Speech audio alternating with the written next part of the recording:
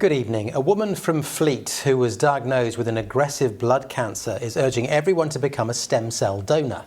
Michelle Williams was told by doctors she had acute myeloid leukemia, which is very difficult to treat. A match was eventually found and she underwent a stem cell transplant, but she spent more than a year in hospital. Well, although Michelle has been given a new lease of life, she says there is a critical need for more donors to help people like her.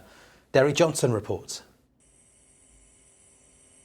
Michelle Williams from Hook was in hospital for a year after being diagnosed with acute myeloid leukemia, receiving chemotherapy and categorised as high risk. I mean, the treatment obviously was, very, very difficult. But for me, psychologically, it was the isolation and being away from my family and my loved ones. About freedom! Michelle was eventually given a stem cell transplant, also known as a bone marrow transplant. It replaces damaged or diseased blood cells with healthy ones.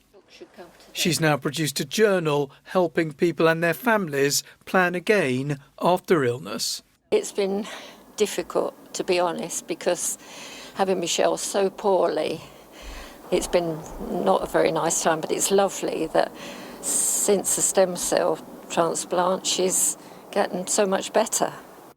Before the transplant, I was being kept alive by blood transfusions and platelet transfusions.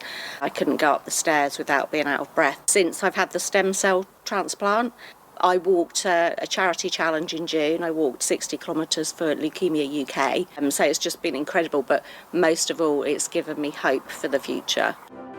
Michelle's donor had registered with the Anthony Nolan charity. People with blood cancers and blood disorders, only a third of them will find a match within their family. So 2/3 of people that need a life-saving stem cell transplant come to the Anthony Nolan register to find an unrelated genetically matching donor. So it's so important that we get as many people signing up to the stem cell register, especially 16 to 30-year-olds, people from minority ethnic backgrounds and young men, so we can support as many patients as possible. How important is it to find donors? Because obviously donors are essential to be able to have stem cell transplants.